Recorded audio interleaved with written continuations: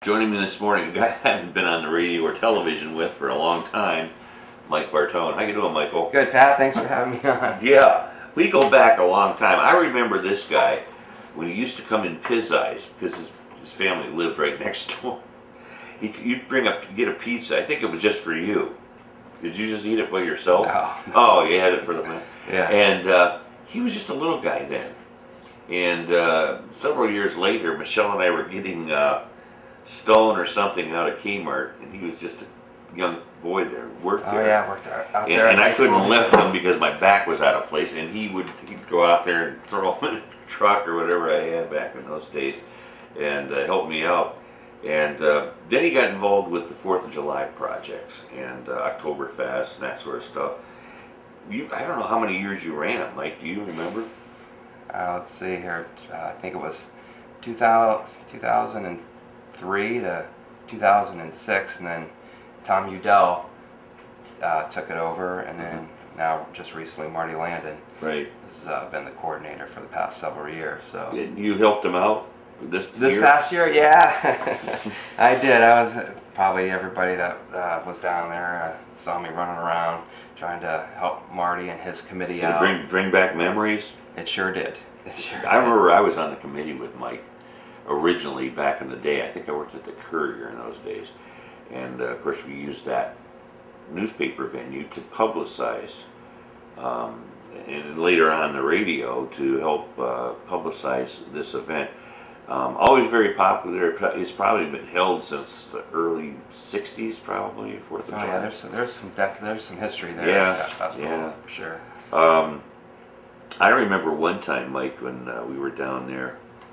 This is when we were with the radio. I was with the radio, and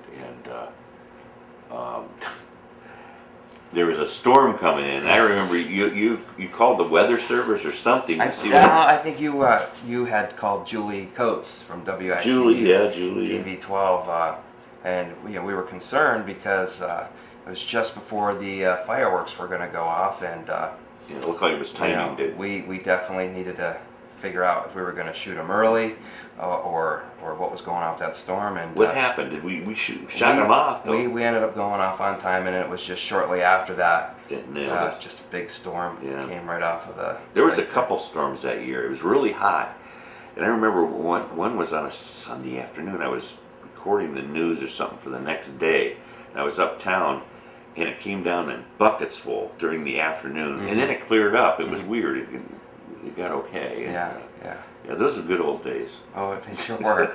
Cabrini Festival days, Oktoberfest days. Cabrini Festival. You used to run those too, didn't you? I did, yes. Oktoberfest, and then they went away. And I remember one you also had down at the harbor, down by the Golden Anchor, wasn't it? Yeah, it was when I was involved with the County Human Resources Center, and the Oktoberfest was in jeopardy. There were some issues going on down there, and the County Human Resource Center took it over, and we decided to change the venue of it and bring it down to the Port of Conneaut. And it was a nice little setting, but it was just off the beaten path, and the weather wasn't all that great down there. I think tents were blowing over and stuff. It was not good. It was bad. And then we tried it a few years at the County Human Resource Center parking lot, which actually turned out to be pretty good. And then the very last year we tried it, we brought it back downtown, tried to work with the business owners, and it seemed to work, but then again we just decided to give it up. And well, now the County Human Resource Center is on to something newer and bigger with that Rib Fest that they do at Lakeview Park, which I think is a great event. You know, Mike, I had forgotten you did work at the Human Resource Center, which the same position that Debbie Newcomb has today. Is that? Yeah. I forgot about that. Yeah. About 8 years ago. Yeah. Losing my memory. Speaking of the Rib Fest, that is coming up September 11th, 12th, and 13th. It's the 6th annual, believe it or not, Rib Fest. It's going to be held again this year at Lakeview Park. It has moved since from Township Park, and they're always looking for ribbers or people to make chili. Now there will be a special event opening on September 11th, since that is the big day, of course, from 2001, by the American Legion Call Post 151, from what I understand. But it'll continue through Saturday the 12th and September the 13th, a Sunday, and a close out with the band Good Question performing from 5 to 8 on that Sunday. And they'll also be judging ribs and chili. They'll have local celebrity judges doing that. So that Friday, Saturday, and Sunday, put it on your calendar. And I'm sure Mike will be down there. Oh yeah, I mean, and Gotta that's try some ribs. and that's one thing about Conneaut. When I ran into you over the weekend and we were talking about things, Conneaut has so much potential. There's a lot of great things here, and I think it takes you back to one of those. You know, you hear people say, "Well, you don't realize what you have until it's gone." You know, being away from Conneaut for over 8 years, Yeah. and coming back and just looking at it in a different perspective. I mean, the lake is just a huge asset, and just any chance that you get to ride down there, it's just a magnificent and beautiful sight. Sunsets that are just unbelievable. And I was telling Michelle, because we sat and had a nice conversation the other afternoon, Friday I think it was, and you had a lot of great ideas. You always were good with ideas, and touched on some things that I thought would be fantastic if we could afford it to have it. Yeah. But I remember former city manager Tim Hansley telling me way back when he was city manager here, because he helped with the 4th of July thing too. Yes. Yes. And we were riding around in a cart one day, and he goes, "You know, Pat, I think this town could actually support a mini Geneva on the Lake amusement park setting." He goes, "I really do believe that." And that was 10 years ago or more. Yeah. You know? And that always stuck with me, because I always thought where the condos are now, as you go down into public dock, that was all free land there. It was nothing, there were no condos there at the time. And I always thought, you know, that would be a perfect place to put something like, and I wrote about this in an editorial probably 35 years ago, to put a mini, I called it a mini Disneyland, you know, but that would be a mini, but still, I think it would have been supported on a seasonal basis. You know, you, of course, couldn't have it in the winter time, but Right.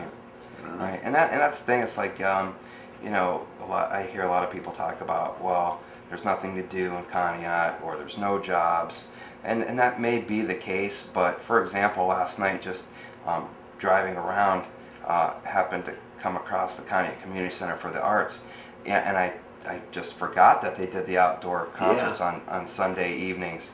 And as I rode by with the windows down, because it was so humid and muggy, there was a wonderful show choir.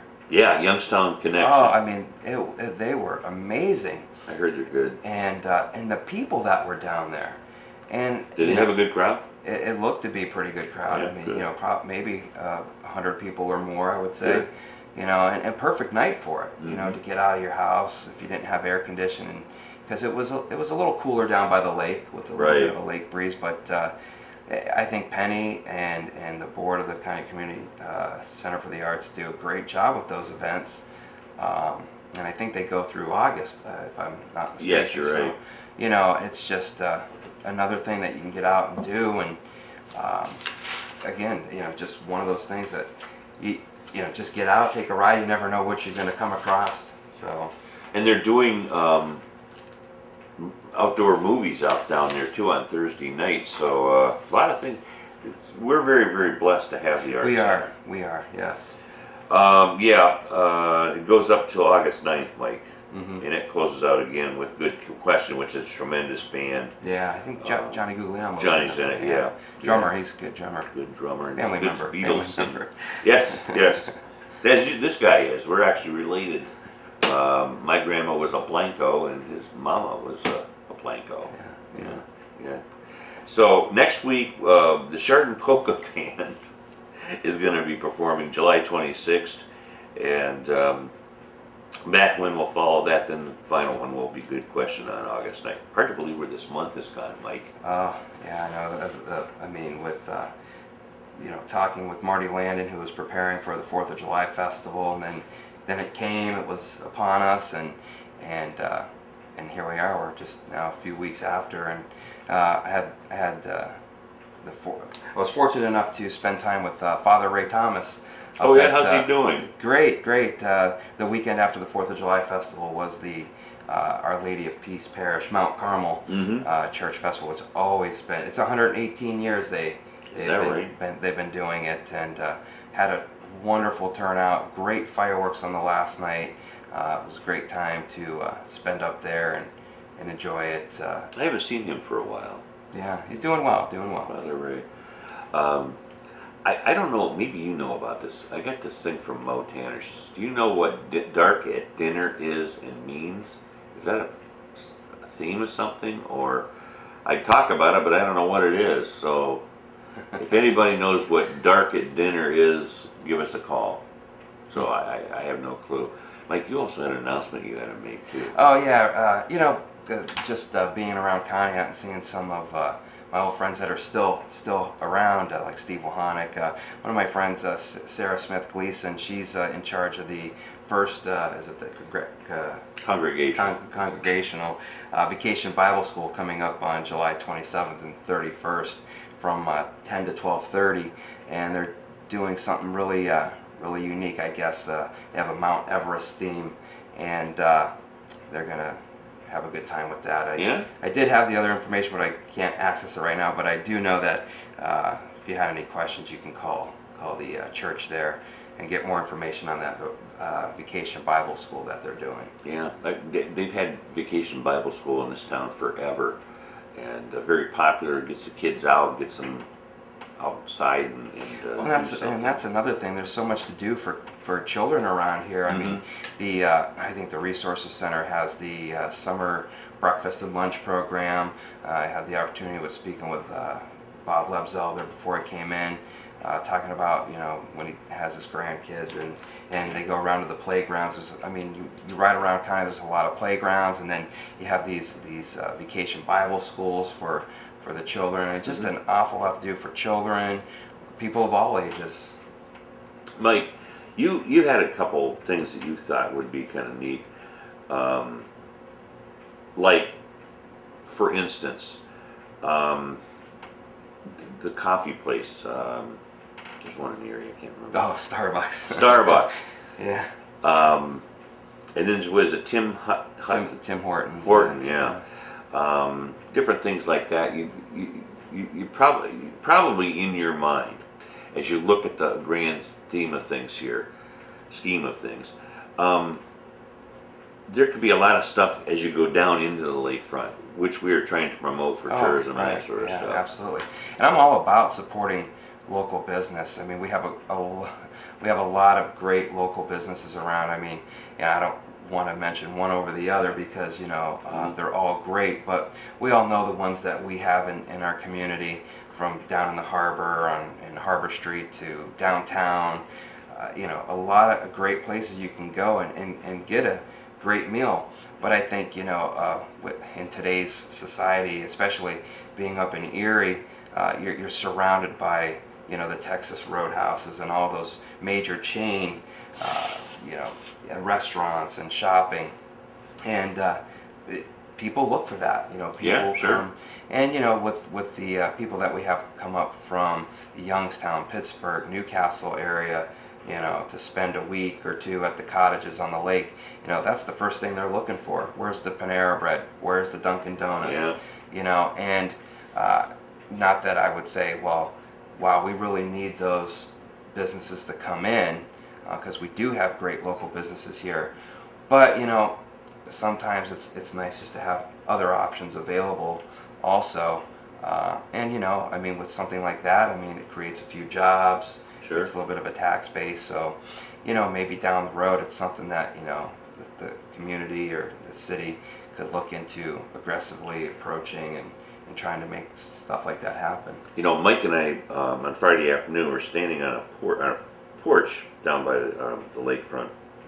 These two boaters walked. We thought they were fishermen. Yeah. These two boaters walked by, and they absolutely love coming to Conneaut. Now they're from Erie, Pennsylvania, where they have their own lake, but they come to Conneaut to boat and even fish. One guy says, well, we even fish. But they are the nicest guys. I think their reason for getting out of Erie is because they didn't want to mess around with the over 100,000 people they had in town over the weekend for that Roar on the Shore, which they included Ashtabula County in that big event by having a covered bridge bike run, which from what I was told, there was several hundred motorcycles. I never did see them. I didn't either. I don't know if they went through town or came through 90 or whatever, but just to know that they included Ashtabula County. But that was one of the reasons why they came to Conneaut, is because there was just too much going on in Erie. They wanted to come somewhere where it was a little bit more laid back. And they seem to be familiar with Conneaut, so they've been here before, but they mentioned biscottis. They were going to go to the break wall for some ribs that afternoon, and of course Mike and I said, yeah, it was fantastic food at both places. And now here's a couple fellas that are spending their own dollars. It helps the economy here. They buy gasoline for their boat, and they really seem to enjoy the laid-back presence of our town. So I enjoyed talking to them, really. It was nice to spend about 10 Except the one guy was a Boston Red Sox. Yeah. Yeah, he was. But see, those are the things. I mean, you just meet those people that come in from out of town, and that's why I have always enjoyed being involved in whatever it is I can get involved with, because I enjoy meeting people and being surrounded by people, and meeting people like that. Or down at the festival, I had the opportunity to meet with Lori McLaughlin. Are you going to help with the D-Day? Yes. Are you really? Yes, I'm going to get involved with that. And I have not been there in over 8 years, and well, I think you can remember when it first started. It was myself and Doug Lewis would go down there and do whatever we could, and it was small. It was maybe it's not anymore. A few hundred people. And after talking with Lori McLaughlin, they're expecting possibly 40,000 people plus. It just blew my mind. And thinking back to the Conneaut 4th of July Festival, which brings in at least 10,000 plus, to the entire lakefront between Public Dock and Township Park and Lakeview Park, those two events right there, bring so many people to Conneaut. And I just think, it's our best opportunity to put our best foot forward and definitely show them, what Conneaut has to offer. I was president of Chamber of Commerce in 1999, around that area when that came here the first time, and I hate to say this, well, this will be good for a couple of years and people are going to get tired of it. And like Mike said, it was small. It didn't start growing until probably the last 4 or 5, 6 years or so. But back in those days, it really wasn't that big, and I really truly didn't think it would. They kept wanting to come back because our beach is similar to Normandy Beach, where the original D-Day invasion was held. And I'll tell you what, it brings a lot of commerce here. It brings, you can go down there. It's almost like a 2-day event now, or 3-day event, because they're setting up. You go down and watch them do that. It's really interesting. It is. And so knowing that, and like we had touched on earlier, just the restaurants that we have locally, and again, not to mention one over the other because they're all great. We know the people that come in for the restaurants from out of town. Had a conversation with someone over the weekend that people come here because they don't want to go to those Texas Roadhouse and fight the crowd and wait 45 minutes for your meal. You can go anywhere here, maybe on a busy night, wait 10 minutes at the most, which is nice, and you're going to get great food. I do know that I talked to Mark Miranda of State Street Diner, and he tells me that he has so many people come from out of town, and I follow him on Facebook, and he'll put on their post when I think just over the past weekend he had someone from California there, and really they just loved. They just loved the area, and loved the little diner and the little restaurants that we have. They're just so unique and romantic, and it's just great experience. So That's what I like to hear. yeah. I like to hear people come in here and to be impressed with what we have. Well, we have a couple, I don't know if you've met Glenda Lowe yet. She has an alpaca farm, and they moved here from California and invested in this town and put alpacas out on this farm. It's out in Monroe. And she's been very, very helpful with the tourism board here and other committees. Very, very active in our community. I know you're a big proponent of tourism. Now, there's a lot of people out there that don't believe tourism can bring in money. It brings in millions It does. of Yes. dollars in Ashtabula County. But we're getting a call here, Mike. Hi, you're on the air. Hi, still doing Waldemir's Fit sign up? Yeah, we're going to do that in a little bit. Mike and I are going to do that. Okay? Okay, Not yet, okay? that's okay. Thanks. Bye-bye. Everybody wants Waldenmere. Hey, it's a great park. It is. It's come a long way. Yeah. It really has. Yeah. But you are a big proponent for tourism, and I believe you were even on the tourism board at one time. I was about 8 years ago, before I had moved to Erie. I was on the board of tourism. I think at that point is when, you know, they just started. The board of tourism's always been there, but they really started getting active back then, and to see how far that the board of tourism has come with, I hate to start throwing out names because I'm not sure exactly all who's on the board, but I know for one, Connie Naylor, she's doing, her and the rest of the board of tourism. Was she are on it doing, then when you were there? She was coming on when I was getting Leaving. off to Okay. go, but she is doing a wonderful job, and definitely working with a collaborative effort with the city and the Port Authority and a bunch of other organizations to get things done. I think the biggest accomplishment this year has been for them and the Port Authority and the city are those signs. Yes. To direct people around town. I think that's great, and I think with her and Joe Raisin and the rest of the Port Authority board and County Township Park and the city, I think, you know, those entities involved, and we can really make gain some ground on promoting our community. I like your ideas, Mike. I always did. And I wish there was some way where you could be like a developmental grant guy or something to get some of these things moving, because we need that youth, we need that energy and the ideas. I think a lot of people have great ideas. A lot of people have vision and passion for our community. It's just trying to find the resources to make those things happen. Right.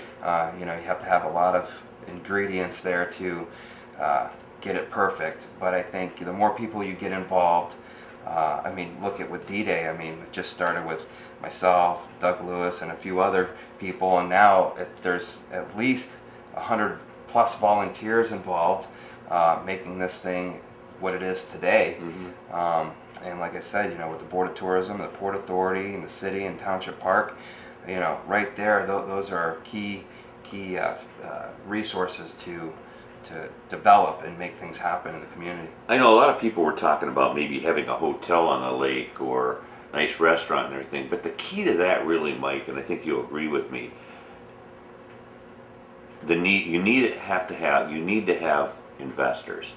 I mean, we can't, as a city, afford to do that stuff. Right. So you need somebody that believes in this thought, and you get somebody that or maybe even a big name to invest in a hotel or something on the lakefront overlooking the lake.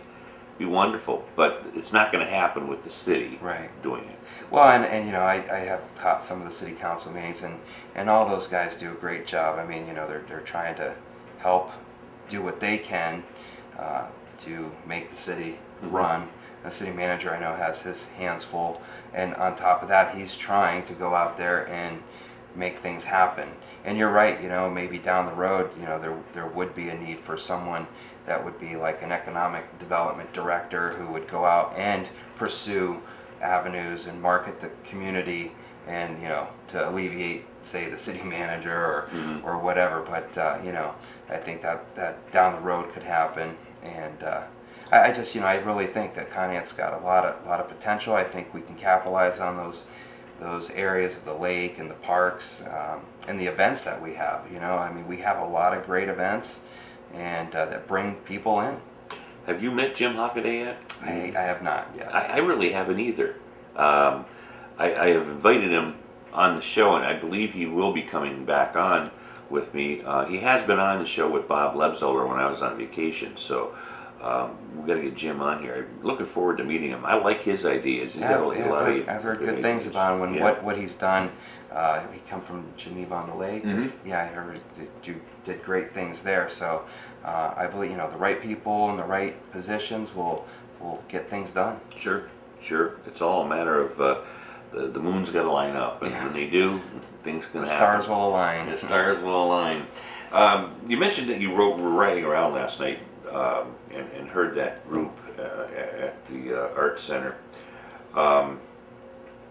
It was hot. It was really hot. Mm-hmm. When you came in this morning, did you think it was still muggy? Yes. Because Yes. the weather forecasters were saying it wasn't supposed to be humid. Well, I stuck my head out and I go, wait a minute. It feels a little humid. Bad actually. Mm-hmm. That was at 9 o'clock. Yeah. Or before 9 o'clock. Mhm. So, well, 8:30 I think it was. And it was muggy then.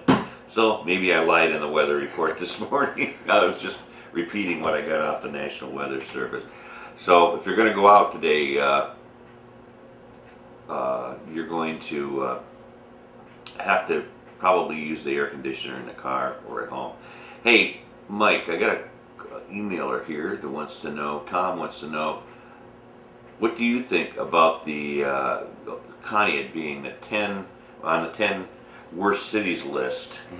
Well, I did. Did you hear about that? I did see that and hear about that, and I mean, it's one of those things.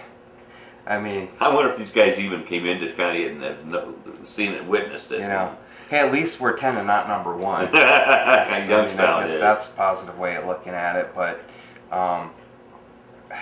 it's like I don't think those people really did come here, to see what we have. Yeah, I know they base it on certain indicators, employment and other factors, but putting that all aside, I mean, you come down here and spend a day on the beach or down at the Port Authority, I would say it's one of the top 10 best communities to live in. Yeah, I'm with you on and that. I see there's an effort there to try to make things happen in the community. I mean, things don't happen overnight. As they say, what Rome wasn't built in a day. I think things take time, and I really believe that there's people in place right now that, I think their vision and passion for the community within the next 5 years is definitely going to change and turn things around for the community. I really believe that. Well, I'm for you too, and I've been, as I mentioned the other day, I've been writing editorials for over 45 years, and a lot of them dating way back where I said the same things. I could see the same thing now, but I'm with Mike. The attempts are there. We are attempting to make this right itself, and as Mike said, it doesn't happen overnight. It's a job. And we talked about the local restaurants, but we failed to mention the local wineries as well. Yeah. And we have some really great wineries right here in Conneaut, not to mention Ashtabula and Lake County. But, I mean, you talk about Napa Valley in California. Well, you know what? Northeast Ohio has their own Napa Valley. I mean, if no one that's ever been out to a winery, it's quite the experience. It really is. To enjoy a nice glass of wine, I think that's another huge asset that we have in our area that we need to capitalize on a little bit more. We mentioned the Board of Tourism, Joanna Bucci, Bucci's winery. She does a great job, and I follow them, and they have visitors from all over coming in. So the wineries, the restaurants. One thing we're probably lacking a little bit on is some retail shopping, but maybe that'll come in time. Mike, when I first was a rookie reporter back in 1968, just starting out, and the big story of the day was about Arnie Esterher, who was starting a winery back in those days. He was the only one. As Mike said, look at all the wineries that have popped up since over the years, and Arnie went on to become an award-winning international wine connoisseur. I mean, he he really really did some great things out there, and still is with Marco Vineyards. But yeah, that was the original one. Hard to believe that was over 40 some years ago, but it was. But very, very, very interesting. And over the years, we've had wineries that have come and gone. I mean, obviously, you know, we had Joe Biscotti's winery down there off of Whitney, and used to have out there Pelagi's Rolling Hills winery. So, you know, again, just wonderful wineries in the area. Another drawing card that we have here, and some people kind of laugh at me when I say this, but it's kind of one of my favorite things to do is take rides to covered bridges.